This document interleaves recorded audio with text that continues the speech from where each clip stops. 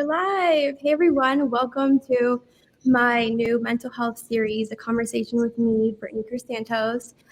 Each month I'll be exploring different conversations about mental health, and today, episode 1, Behind the Jersey, where I'll be talking about sports and mental health and talking with amazing athletes about mental health. And I believe really strongly that in order to break the stigma and to raise awareness, we need to speak up. We need to be aware of it. We need to, talk about our stories and be vulnerable with everyone. And so that's why I'm so excited today to be joined by 3 amazing guests: NFL player Solomon Thomas, and Olympic wrestler Helen Maroulis, and NFL player Jonathan Ledbetter.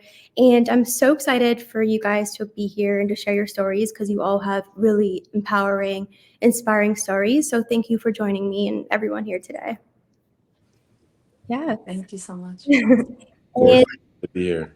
yeah, I'm really excited. And really, what I really want to know from you all is, to start sharing who you are and tell us about yourself and share an experience where, mental health has impacted your life and played a significant role in who you are today, the athlete you are today, and really the person you are today.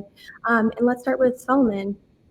Yeah. Well, first, thank you for having us, Brittany, and thank you, Helen. Thank you, John, for being here. I know this it hasn't been normal the last few years, getting athletes coming together, talking about mental health, and I just really appreciate anyone who comes in this space and is vulnerable and has the courage and is brave enough to do this. And so it just means a lot to me.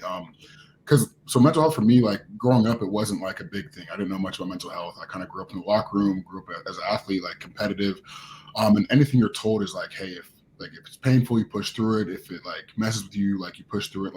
Kind of old school mentality. Hey, rub dirt on it.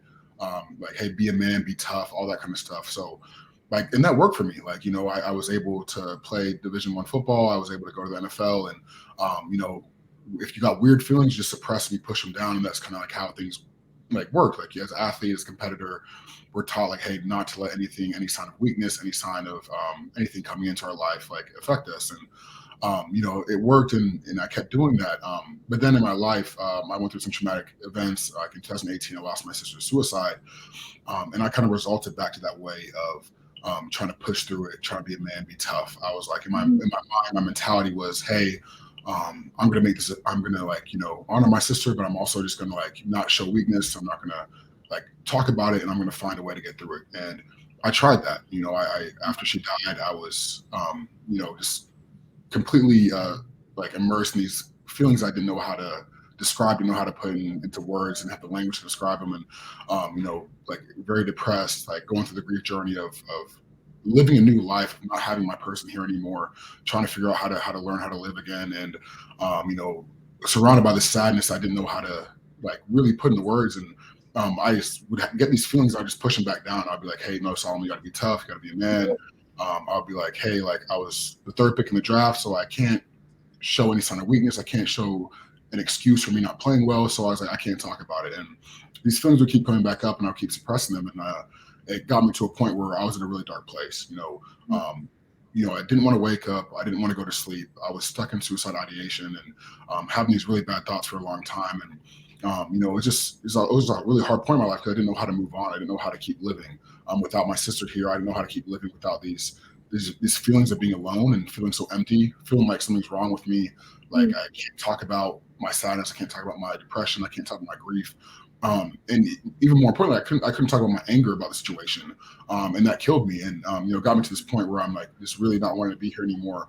But one morning, my general manager, John Lynch, came up to me and said, hey, Solomon, we know you're struggling. If you need help, we got you. And for me, that changed everything in my life. It took the weight off my shoulders of me having to think I could be strong, thinking I need to be strong, which is the wrong definition of strength anyway. But I finally started getting help. I started going to therapy. I learned how to talk about my emotions. I learned how to, really sit there with my feelings, understand, hey, it's okay not to be okay. My sister just died. I don't have to be strong right now. I don't have to, hold the weight of the world on my shoulders.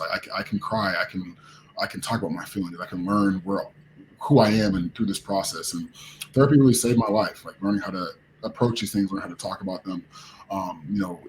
It opened me up to a new way of life, because you're not taught these things in life. You're not taught how to talk about your emotions. You're not taught how to deal with them, your anger, depression, sadness. So after that, I understood, I didn't understand, but I was in a place where, hey, like I was really struggling, and there's so many people out here who are struggling like this, and people need to talk about this. Like I was so, I thought the silence was strength, and didn't really do much about it. And I was like, I need to talk about this. I need to help other people out. And so as I started talking about my journey, my sister's journey, and from that we got a lot of responses from so many people in the world. I'm extremely thankful for it, because I now know like how many people out there are struggling, how many people need to hear this message and understand that, hey, it's okay to cry, it's okay to go to therapy, it's okay to talk about these things. But that's like a short glimpse of my journey in mental health, and kind of why I'm here now. And it's a passion of mine today, and something that I'll forever be doing.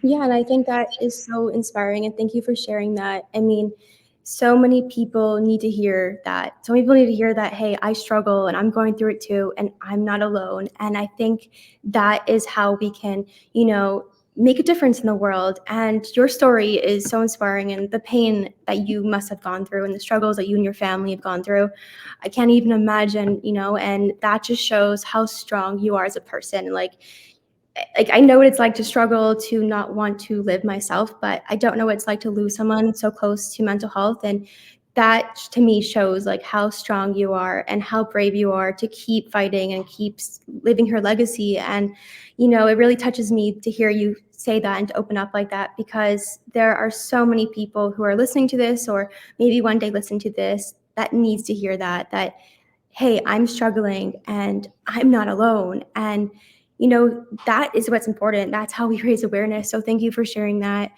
and really appreciate that. And Helen, what about you? Could you introduce yourself and share how mental health has impacted your life? Yeah. Hi, I'm Helen Maroulis. I'm an Olympic wrestler for Team USA, and I just want to say thank you so much for having me, and Brittany and Solomon, John. It's really an honor to be in this space and have this conversation and share this vulnerability with you guys. So I started wrestling when I was 7 years old. It's a male-dominated sport. No one had ever, women's wrestling wasn't even an Olympic sport then, and so the only thing that I had to look up to were male Olympic champions, and I just realized I couldn't emulate that. They just seemed so stoic and tough, and they had everything together, and they don't show weakness, and that just wasn't me in my experience. I was very emotional, and so I struggled with mental health, anxiety, family history of stuff too. And then, kind of leading into the 2016 Olympics, I really decided I just need to be true to who I am. And if I'm emotional, if I am this way, that's okay. I'm going to embrace Mhm. it. And there's a path for me to take. And so I ended up becoming the first female to win the Olympics, and it was this amazing experience. And I actually lost all my confidence after I won, because I couldn't explain to you why I won, and it just felt like all this pressure that I had to keep doing that, and I had to be this hero or this leader, and it just didn't feel like that was my identity. And I actually ended up getting some major concussions between 2018 and 2019, and then started having these crazy PTSD experiences. So they sent me to an inpatient program, and I went through there, and I remember thinking, how is this possible? How can 1 second you can go from doing something no one's ever done before, and you win the Olympics, and you feel like you're on the highest of high on the mountain, and then Mhm. the next second you're not even okay enough to fit into society. Like you're just this outsider, and you're not functioning, and you're not normal. And so I think God really allowed me to go through that to show that humans, we are capable of great things, but we're not invincible, and we're also capable of like the deepest of sorrows and the greatest of highs. And so that really showed me that mental health really is everything. I think, once your health gets questioned, I think you realize that's the most important thing. There's not money or fame or success or a medal or anything that's going to compare to just being healthy, thinking good thoughts, being at peace with yourself. And so, as I started to open up and share, it was just really eye opening, just how that's not really the conversation, and that's not what kids are being taught. And they're just growing up on the same path that maybe I or others had to go through. And so I think the more we talk about this, and the more that kids realize that, we're winning with our strengths and our weaknesses, we're losing with our flaws and with our good attributes, and that's totally okay. So I just want to help spread that. And I think that's so important. And what you said there is the fact that you can be at your highest in your career, your highest in your life, winning medals, and people think you're so happy, but at the end of the day, you're really struggling, and you're not always we're not always the heroes, and I can understand that, because I did a big thing in my career recently, interviewing the prime minister. And even when I came back home the day after I got off the plane, I was like, wow, I'm still depressed now. Like, what do I do now? Like, that was amazing. But like, I don't feel well right now. Like, I feel mentally like sad or whatever. And I think that, we're in this high moments in our careers. Like, there's still moments we need to take in our lives where we have to focus on our mental health. We have to continually do that. So I understand what you went through there. And I think that's so important that you're talking about it and you're raising awareness. So people out there know, like, again, like, we're all going through this. And I think that's so important. So thank you for sharing that and being an inspiration to so many. And Jonathan, what about you? Well, I'm John Ledbetter. I have a foundation called Ledbetter Way. It's a pleasure to be on here with you guys, Helen, Solomon, Brittany. You know, I've been in the league about 6 years. My journey kind of started early on. I lost my dad when my mom was about 6 months pregnant with me. So, kind of growing up, without a father, you know, I had father figures in my life, but I didn't have my father. And, I actually didn't realize what kind of toll it took on me until I got, out of my house. My mom was a military mom. So, discipline, everything's kind of straightforward and you're kind of living that, like you said, Solomon, that tough life, everything is, be strong and be tough. I got two older brothers. I was the youngest boy. So it's like, I got to be tough. Everybody's strong. And, I was blessed, to have scholarships, coming out of high school, to be heavily recruited and be able to go to, a top SEC school. When I got to school, that's kind of when everything shifted for me. I was on my own out of the house.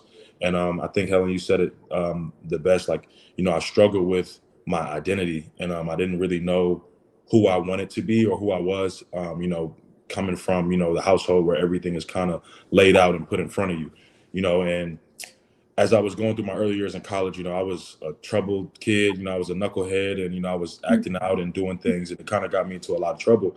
And, and people just kind of was like, he's just, a bad kid. He's just, this is who he is.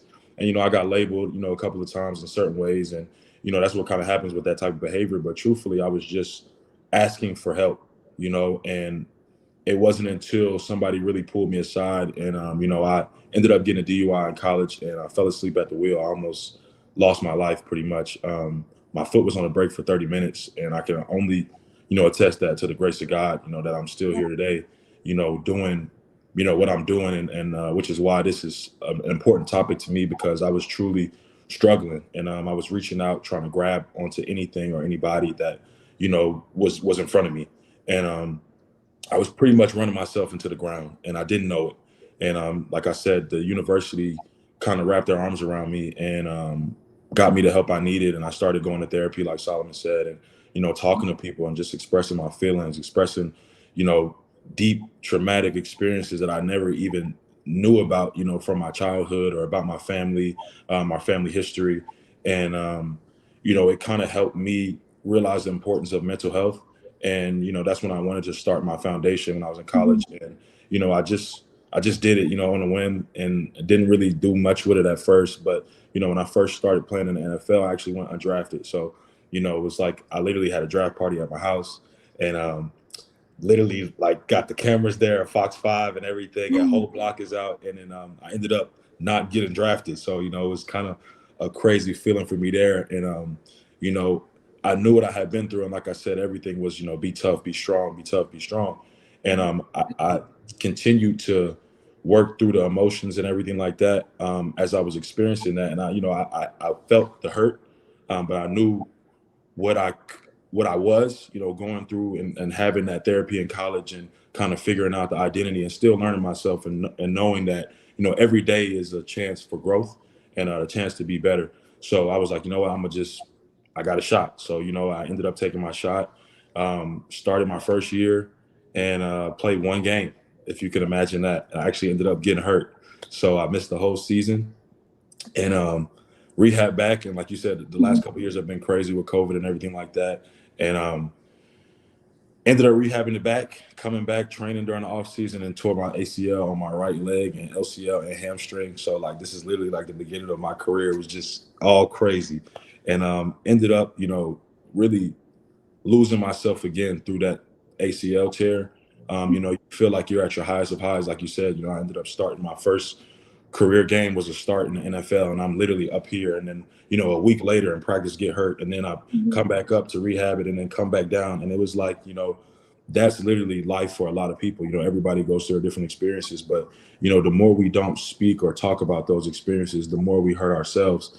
And I learned that early on in college, so I was like, I have to work through these things. But in losing myself, or felt like I was losing myself for the first ACL tear, I actually found myself. But had I not taken the time to feel those emotions, or speak to people or talk to people, I would be right back in the hole. What I mean? So that's why I think it's so important for us to take our platforms and to do whatever we can, and to spread awareness about mental health, and just health overall, because it is such a Mhm. like not talked about topic. Or especially in sports, you get kind of shunned or shied away when you start talking about feelings, because everything is so competitive and everything is so tough. Even in men or women's sports, whatever it is, it's always that competitive nature of, I've got to be the best and be the best version of me. And I feel like in order to be the best version of you, you have to literally know all of you, and the only way to do that is to kind of shed light onto your mental. You got to see, like, I'm feeling good today. And I think one of you guys said it, like, it's okay to not be okay. And I literally had like a mental health day at my old high school. And I literally told the kids, one thing I told them, I said, hey man, like, you got to check in with yourself. Like, sometimes you're not good, and like, you can be not good, just don't be not good forever, but just feel it, talk about it. And it's actually so crazy because, I'm on all these panels, I'm doing all this stuff now, spreading mental health awareness. I'm still going through stuff now. I had the ACL tear, and I rehabbed it back. I got cut right after I got back healthy, and I had the opportunity to come out to Arizona. I've been here for the past 3 years, but I just told you guys, before we started, I tore my ACL on Christmas, so I'm 6 weeks out of surgery, and I'm just fighting a good fight. But and for the first couple of weeks after Christmas, Christmas for me wasn't happy like it was for everybody. It was a little bit depressing, but it was okay, and I had to feel that. And now I'm just like, take it one day at a time. And that's kind of the biggest thing for mental health. I try to tell people, you know it's okay to take it one day at a time. And when the day gets too much, take it 1 hour at a time. And then if the hour's too much, take it 1 minute. And then 1 minute too much, take it 1 second. So I always kind of preach that. But this is a super, super important topic to me. I'm very passionate about it. And my foundation is based off of providing housing and shelter for single family households. But literally our key component outside of that is mental health awareness, because I feel like when you're good, everything else Mhm. around you continues to be good. So I'm just blessed to be in the position I am. I'm blessed to still be here on this earth, living, breathing, doing what I love. And I'm blessed to be here with beautiful people who are passionate about the same topics as me. So like I said, just that's my story. And just thank you, for sharing.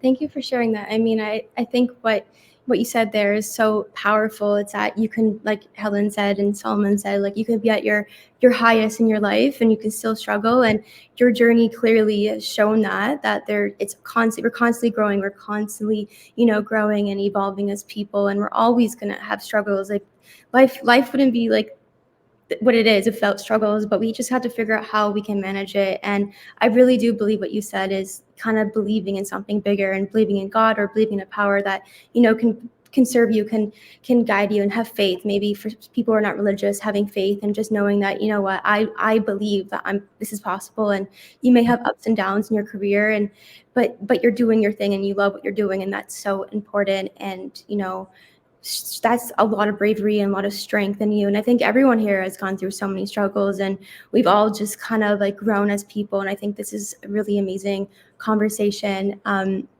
Solomon, I mean, you mentioned the loss of your sister. You mentioned that experience, and like I said, you have so much strength, and it's really admirable. And I can't imagine, what it really went through for you to lose your sister, and the pain and the tears and all the struggles you've gone through, and your amazing parents who I've had the opportunity of meeting actually through your foundation. And can you share a little bit of your life's calling, how you turned this pain into your purpose, and really, share your mental health life work and what you're doing at defensive line organization, what you're passionate about, what you believe in, and really just like explaining how you can turn something, so dark like that and turn into something amazing. I mean, for so many, who've went through what you went through, like, it must have been so hard to, like, to wake up the next day, or like the fact that you woke up the next day and you kept going and you went back on the field and you kind of turned your life around from a traumatic experience and a really hard, life challenging time in your life. So how was that pain, and how did you turn it into something more?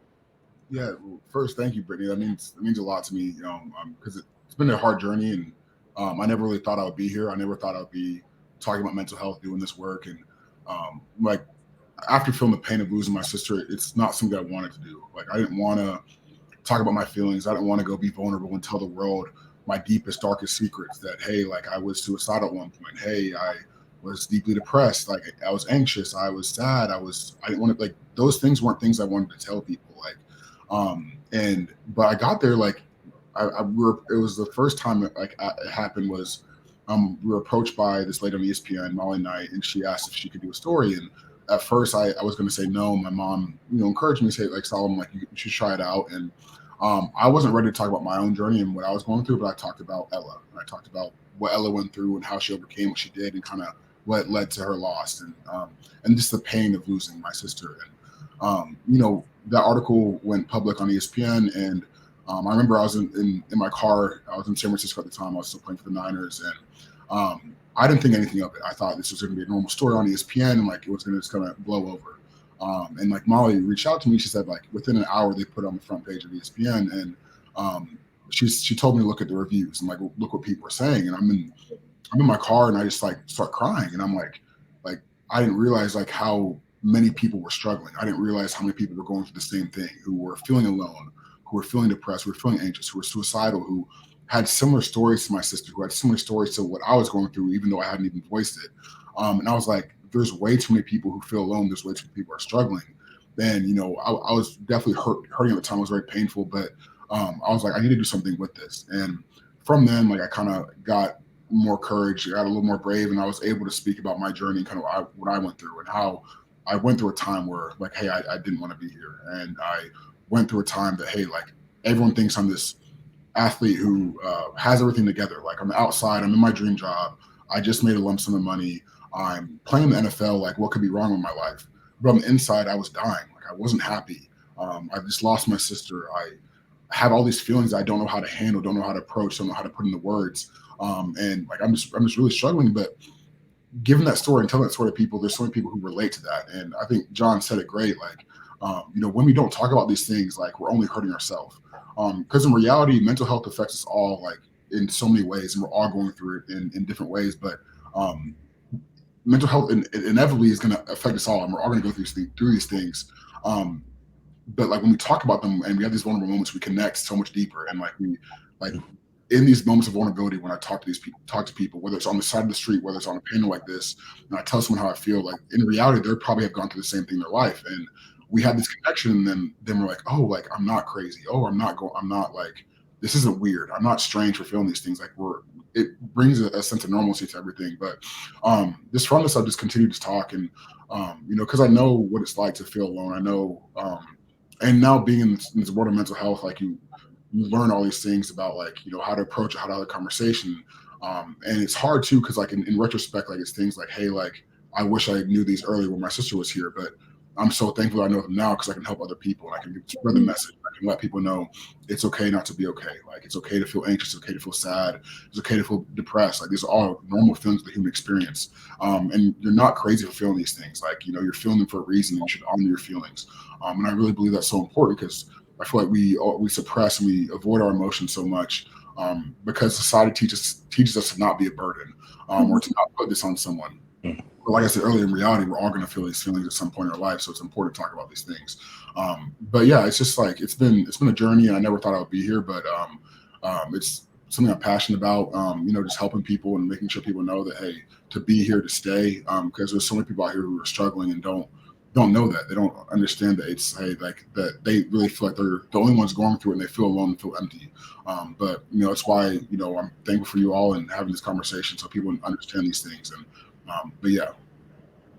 Yeah, I think that is important, right? Like what you said just there is, when you talk about it, even though it's hard and it's sad and vulnerable, but we do it because we want to save one life out there or two or more. And I think you're doing such an amazing job with that. I don't think, I know, I know you are doing an amazing job with that. And you are saving lives. And I think we all are. We all are helping people, or we all, if there's one life saved today, there's two life saves tomorrow. And that's what I think of every day I wake up. I'm like, how can I inspire one person today to feel not alone, to feel not depressed, not defeated, to give them resources. And I think that is so important. And you're doing all amazing job. So thank you for sharing that. And Helen, you said about your trauma and your PTSD from your brain trauma injuries, like that must have been really hard. Can you share how you navigated through those challenges and really like how you transformed and who you are transformed to be who you are today and how you overcame those?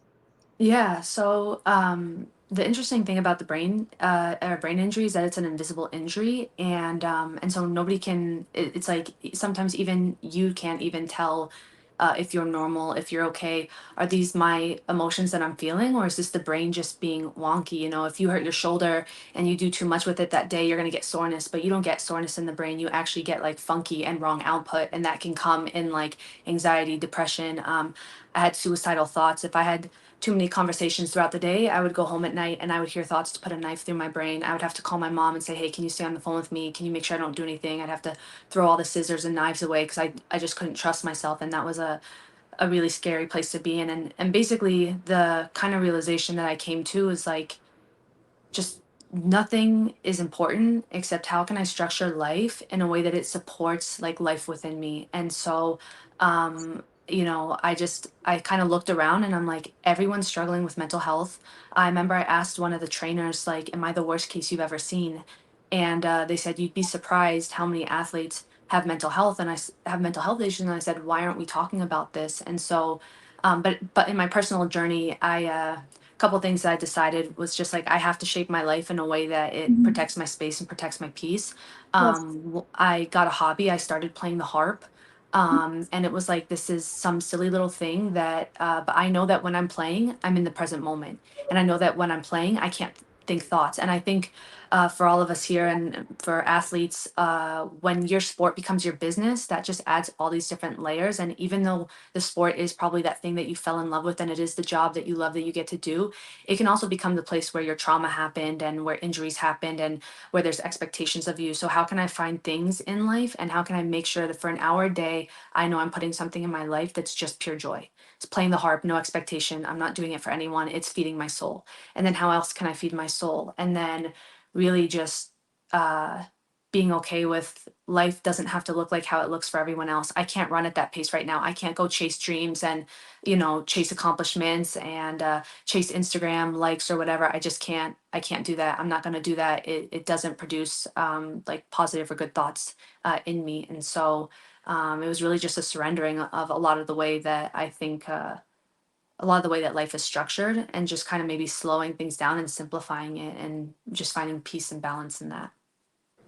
And I think that is amazing. I think like finding a passion and really doing something that makes you happy is so inspiring. And what you've gone through is like you've shown so much strength to so many. And I think that's really awesome that you found a new passion to do something that's not kind of your career, just something that makes you happy. And I think that's important. Like when you're dealing with mental health, to find something that makes you happy. Like for example, like the other day I read a book for like 3 books in a row. Like I'm a nerd. Who cares?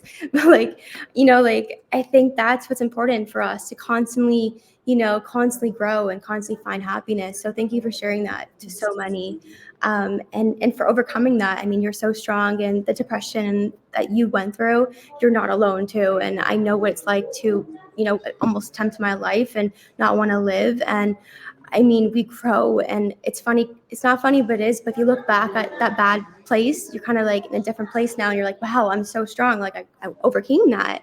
So I think this is a journey, and we're all on it, and we're all not alone. So thank you, Helen, for sharing that. And Jonathan, I mean, I've recently dealt with grief for the first time. And I mean, I know you shared about your father passing, and I know what it's like for the first time in my life to lose someone that is so important to me. It's been a year and a half, and there's not a day that goes by that I don't miss my grandmother. And she was the only one in my life that influenced me, that was there for me. I would be on the phone with her every night talking about what I'm doing. And, you know, there's a lot of pain that I've gone through, and I never knew what it's really like to really lose someone that close until now. So I know you've lost your father at an early age, and it must have been really hard for you, being young and being in a single household environment. Can you share some of the challenges you went through and kind of how you got through the grief and how you kind of became the man you are today? Yeah, absolutely. Well, pretty much, I gotta say, like my motto for like my foundation is pretty much it takes a village. So I've had a lot of people, throughout my life pour positivity into me, and I kind of owe them all the honor and the glory, pretty much, because had it not been for my grandmother, my mom, being as strong as she was, a single mom, raising four kids, and we didn't want for anything, so seeing that strength and sacrifice, pretty much, is what it was, to do for us, and how many people, coaches, my brothers, and people to just encourage me, along the journey. And even when the journey got tough and I didn't want to keep going on the journey, just embracing me and telling me, like, hey, like, you don't have to do this. You can do whatever you want to do and be who you want to be.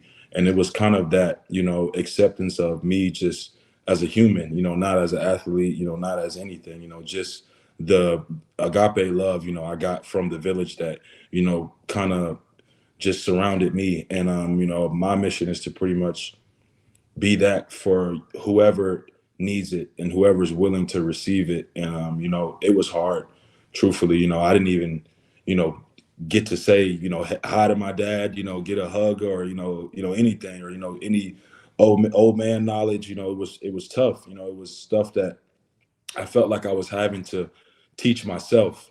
But it's so crazy. My mom used to tell me, she still does now. She's like, you're your dad, and I got two older brothers and everything, but she's like, no, like, you're literally your dad. Like, the joy, the charisma, like his personality, like, you're him. Like, your brothers, like, they got him in them, but like, you're literally the spirit image. Just like, he went to heaven and his soul is in you.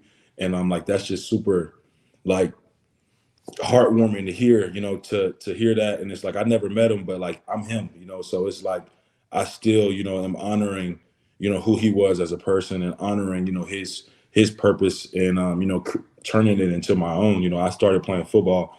My football story is actually crazy, forget all the injuries and stuff like that. But when I was little, I actually did not like football. So, my older brothers, bullied me on the field. We had like a little league when I lived in Maryland on base, because my mom was in the military, and they were on the older team and I was on the younger team. But they would always run into our practice and like literally just tackle me, hit me, do all type of stuff. It's just brotherly stuff.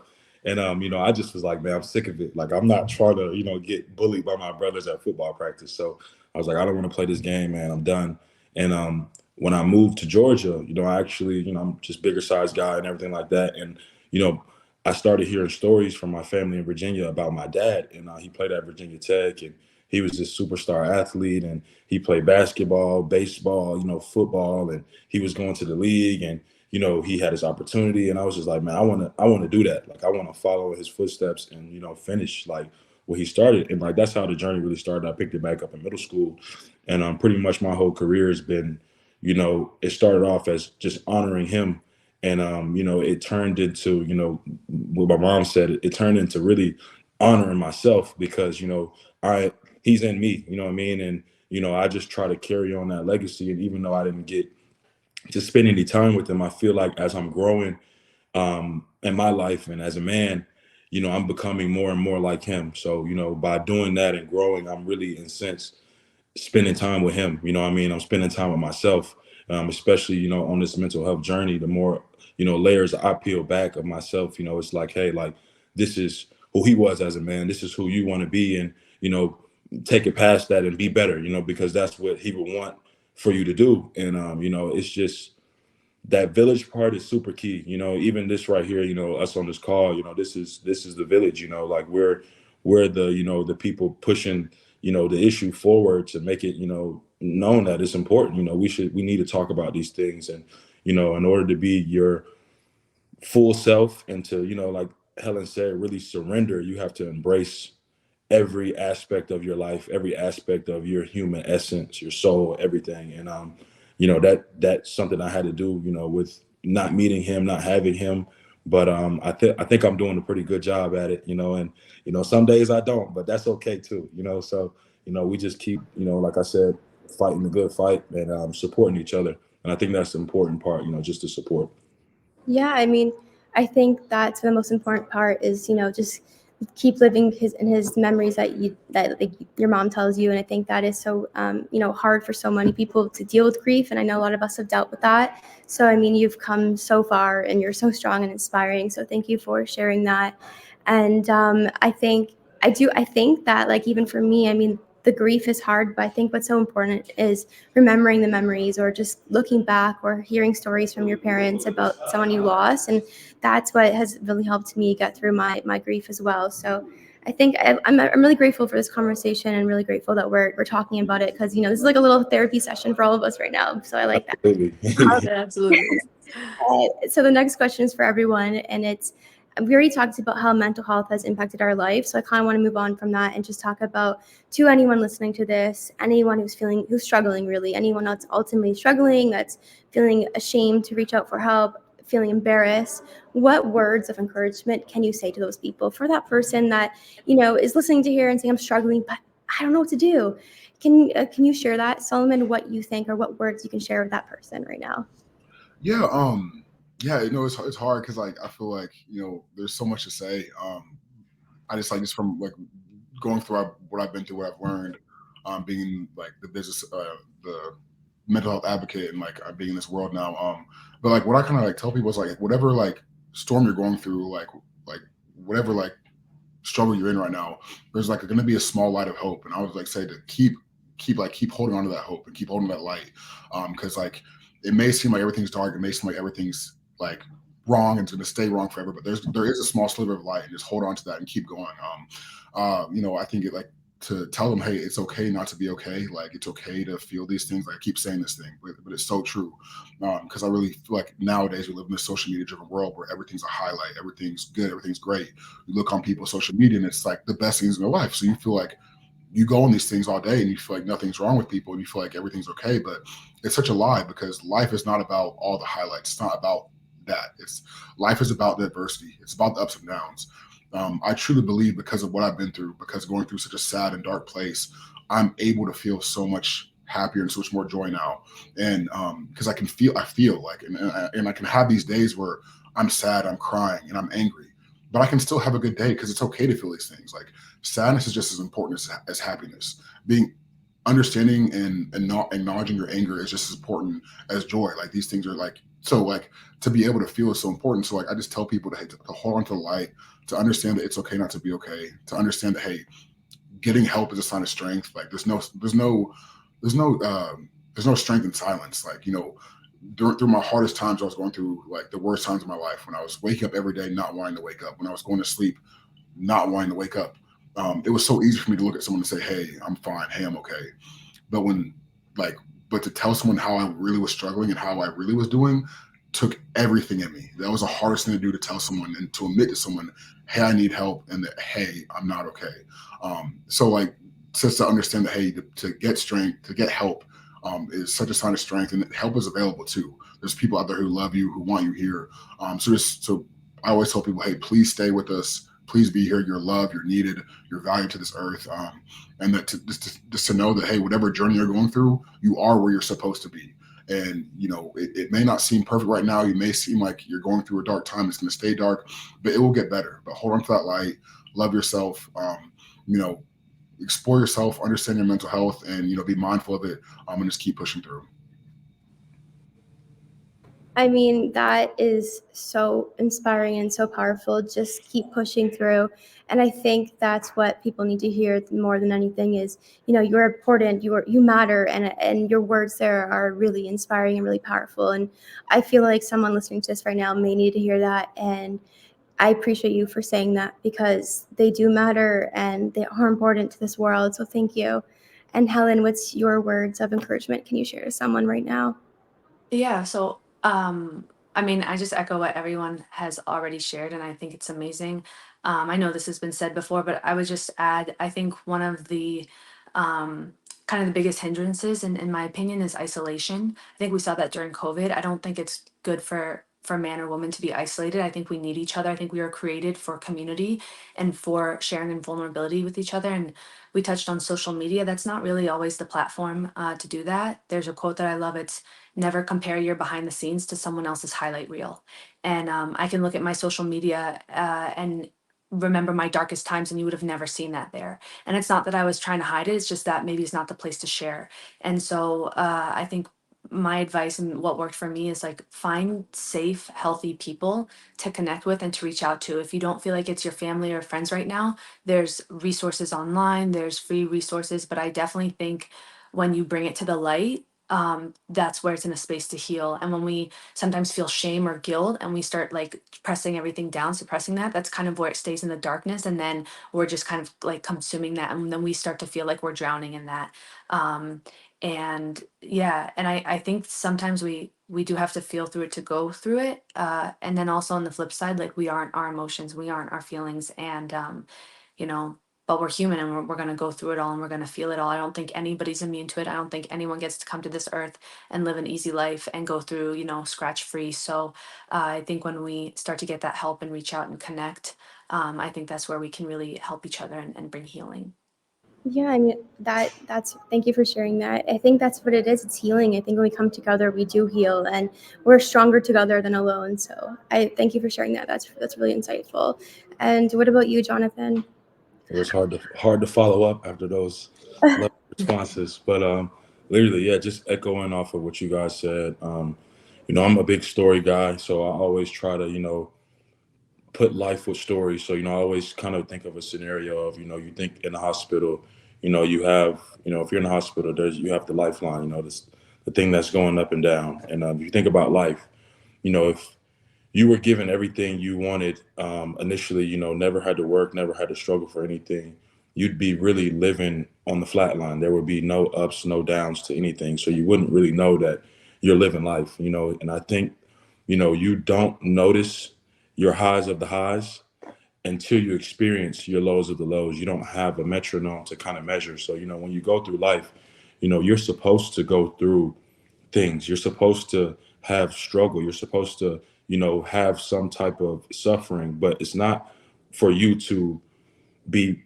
worse from it. It's actually for you to be better off in order for you to evolve into the next version of yourself. So, I always tell people, don't shy away from, you know, um, a situation or an opportunity to that might cause stress from your life. Embrace it. See the good in it. Because the more negative you look at it, that's all it'll ever be. But if you find something positive to get out of it, I'm 100% sure that there's a lesson in it. There's something in there that is going to better equip you later on in life so you can maneuver and flourish and grow the way you're supposed to.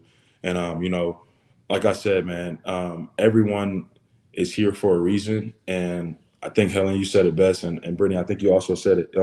It's all about connection. No one is put on this earth for themselves. You're not put here to just live. I'm not here for just Jonathan Ledbetter. I would live a life so unfulfilling if it was just for me.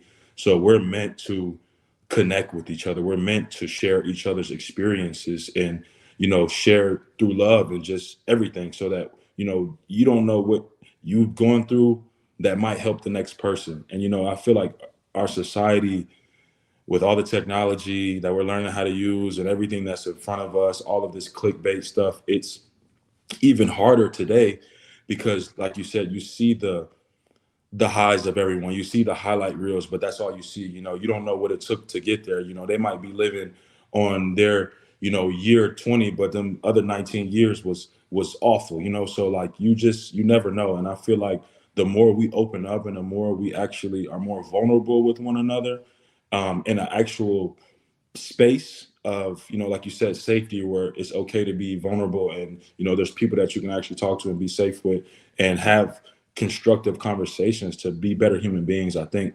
that's what we're here for, and I think that's what the people need to hear. And I'm glad that we all shared that. But we literally all have the same ideas, and it's beautiful to hear it from other people, because like Solomon said, it just makes you feel like, man, I'm normal too.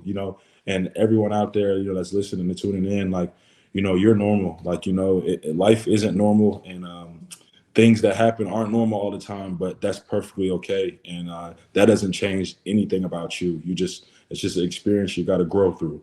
And that's pretty much it. Yeah, I mean, I think what you said there is so important. And, like we all are pretty much saying, like, we're stronger together and we can grow together. And that's why it's so important, to reach out for help, to know your resources. And I think I think what's more important for anything right now, like to add a few words, is for anyone listening to this, whether you're feeling defeated or you're feeling depressed or you're not feeling good enough, I really want to add that you matter and you make a difference in this world. And, it makes me emotional to think about the countless lives every day that are struggling. And even the stats, 1 in 5 Canadians here in Canada have mental health illness. And every time I go in a room, I think, is that person struggling right now? Is that person, thinking about ending their life? And the sad fact is someone is, and that's what I really want us to end, or why this is so important. And for me, I mean, I've dealt with depression. I've went in the bathtub when I was 15 years old thinking today was going to be my end. I was going to end my life. And good thing I didn't do it. I had an inner calling that told me to get out, change your life, find a new way. And there is hope. There is another path. There is another way. And for anyone that is struggling, really, whether you're in Canada or the United States, there's a hotline in Canada that just launched, 988. There's one in America. And, it's so important to seek help and to get help and to talk to someone. And there's no shame in it.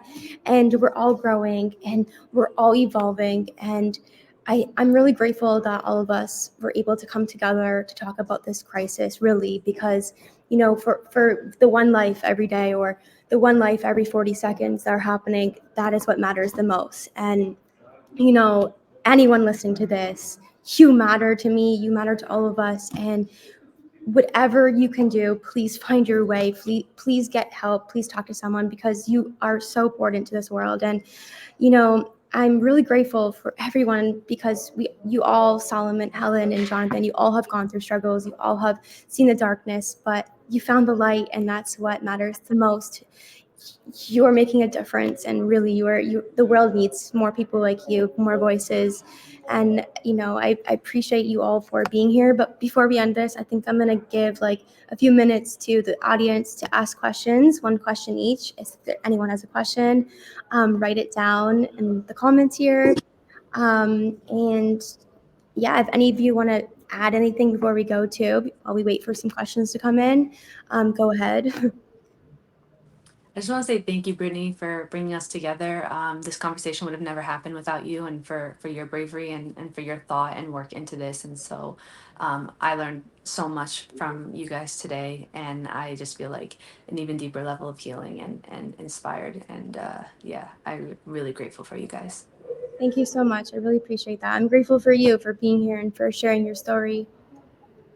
Likewise, I'm honored to be part of an elite group of mental health advocates. You guys are literally warriors. So, just being on this call, it's a blessing, man. And we're doing the good work, and it's literally, God gives us, or whatever anybody believes in. You're given these gifts and these talents, not just for yourself. So, I'm glad that we're all using them to the best of our abilities.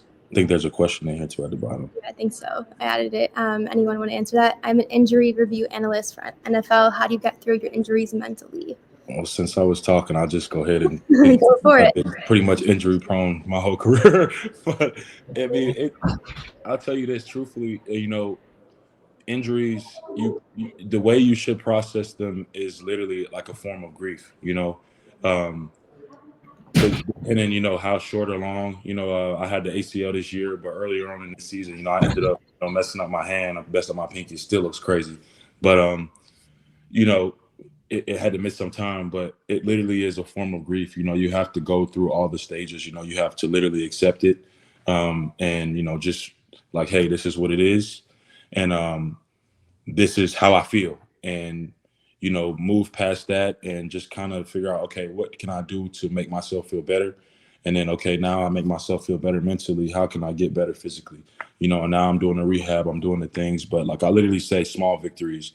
And like you'll hear a lot of athletes say that, like, you're on your own timing and, your path is your path. So, you might have an injury that says, timeline, whatever, 6 months, 3 weeks, whatever. But every day you go into that facility, every day you go to get better, whether it's mental or physical, you take a small victory. You say, I'm going to set a goal to accomplish this today. I'm going to take one step normally, or I'm going to, make a fist with my hands, or, whatever you ended up hurting. And it's like, you take those small victories every single day and you build on them. And literally, once you build on a solid foundation of after you've accepted and internalized and kind of felt those emotions, then you can really truly grow from it. But until you do that, you'll be living, in regret of your injury. You'll be in a place of, hurt the whole time. You got to acknowledge, like, I'm hurt, but like, I'm not hurt forever. Like, I'm going to be better, and once you feel that, I feel like that's the start. You just take it one day at a time. I think that was a really good answer. Thank you for sharing that. We have one here. Helen, do you want to answer that, or Solomon, or whoever wants to answer this? What's the lowest point you have been at your life, and how did you get through it? Give it to, I don't care, it's Helen. Okay. I'll go. So, yeah. So I had quite a few concussions between 2018-19. I was in a mental hospital in 2018, and then for the last concussion in 2019, I was put in a mental hospital. But that time it was a 72-hour hold, so they took me to the hospital and they put me there against my will. I had to go because I was deemed unsafe to myself, and I didn't even know that it was for suicidal ideations. I didn't have any recollection. And I just remember the first time it was like, oh, I don't belong here. I just have this thing. I have this injury. And the second time it was like, no, I belong here. I'm really crazy, and I don't know how to do life anymore. And when I got out, my only goal was just to live to the next day. And just dealing with symptoms, dealing with my brain not working, with just all this craziness going on. And my goal was just, if I can just make it to the next day. And there wasn't even a thought of a future. I wasn't thinking about 5 years down the line or anything. It was just, I don't know how to do life right now, but if I can just make it to tomorrow, maybe tomorrow will get better. And that was it. And then I remember, I was going on a walk outside and I was having all these weird head spasms. And I just thought, like, this verse came to me, and it was like, perhaps you're born for such a time as this. And so it was like, as long as I still have breath and the power to think a little bit, I'm going to choose a thought, and I'm going to try and make it a good thought. And like, if I can just choose this good thought, maybe that will lead to another one. And that really made me just at peace with being okay with being broken. Yeah, I mean, thank you for sharing that. I mean, I think that's really hard, like your future is tomorrow. And I think maybe that's a little steps in taking your mental health journey is, I'm just going to take it to tomorrow. I'm going to be okay today. I'm going to take a step. And I think it is little steps, right? We always have these little steps. We have these little hiccups, and, we don't have to think about the future all the time. We just think about, okay, how can I get well today and tomorrow and be okay? And that must have been really traumatic for you. And I'm so happy that you're so strong and confident in speaking today, and you've gone through it, and you may struggle tomorrow, but that's life, and we're always here for each other. And I also want to say that, like, if like all of us here, like, I'm here, and I wish we can, always continue this conversation. And so thank you for that. And there's one more question. There's a lot of questions, but I'll just put this one up here. Solomon, do you want to answer this one? How do you balance the pressures of competition with maintaining a healthy mindset and avoiding burnout? Okay, all right, that's a good question. That's a hard question. Boy, glad you got it. Good luck. But okay, first, I just want to, like everyone said, like I'm very thankful for this conversation. I'm very thankful for everyone here.